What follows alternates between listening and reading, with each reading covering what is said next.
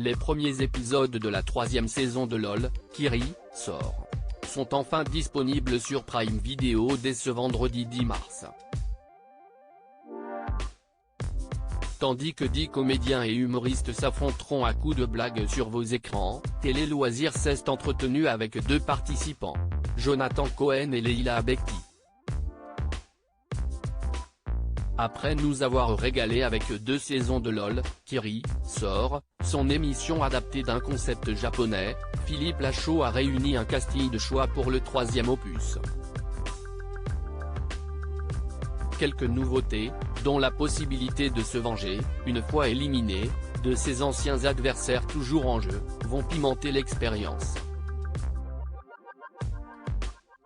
2 des participants de cette saison 3, Leila Bekti et Jonathan Cohen, ont accepté de répondre aux questions de Télé Loisirs.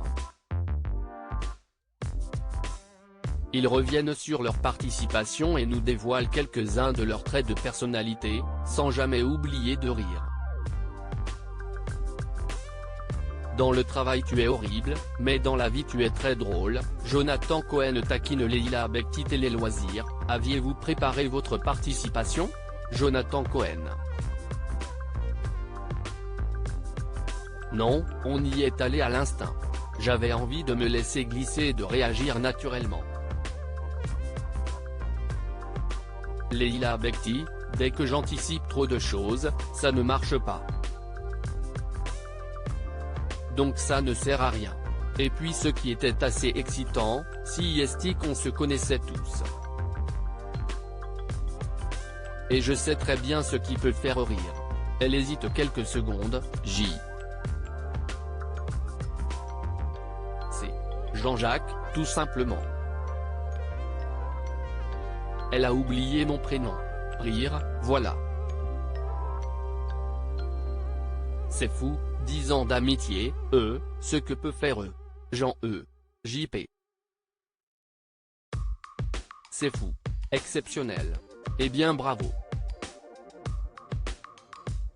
Rire, LB, après un fou rire, j'ai mis 1000 ans. Mais ça va pas la tête. Enchanté.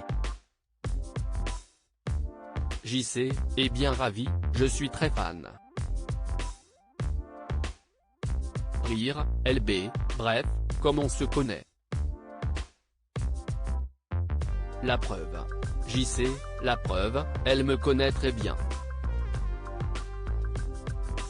Mais on avait tous peur en fait. Parce que, déjà il y a le décor. On s'en prend plein les yeux, au sens propre.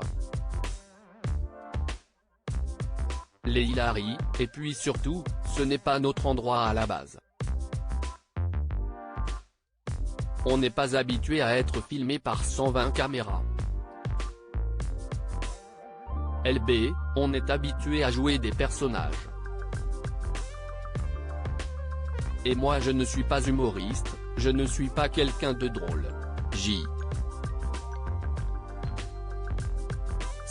Mais si, tu es très drôle. Dans la vie tu es très drôle. Dans le travail tu es horrible mais dans la vie, mon Dieu, tu es délectable.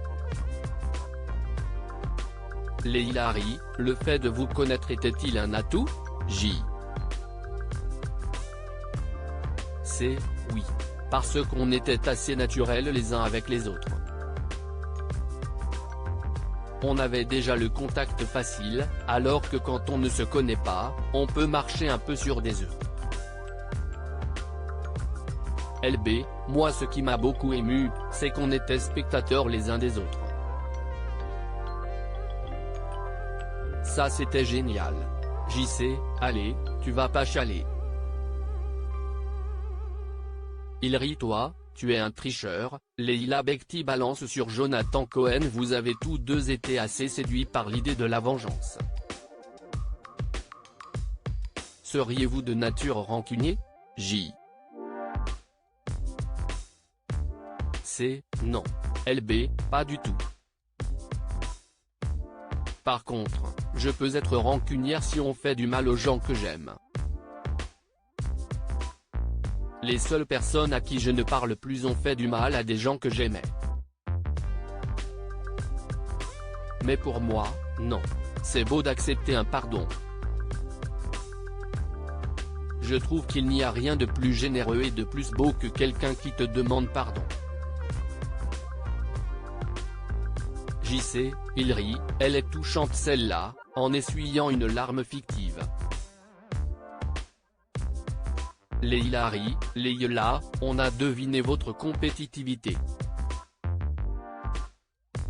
Dans quelle situation de la vie quotidienne ressort-elle, elle? B. Dans les jeux. Quand on joue au loup-garou, à la bonne paye. Ça ne nous est pas trop arrivé mais. JC, non, jamais même. Il rit, tu joues avec d'autres gens a priori mais. Tous les jeux effectivement, elle veut gagner.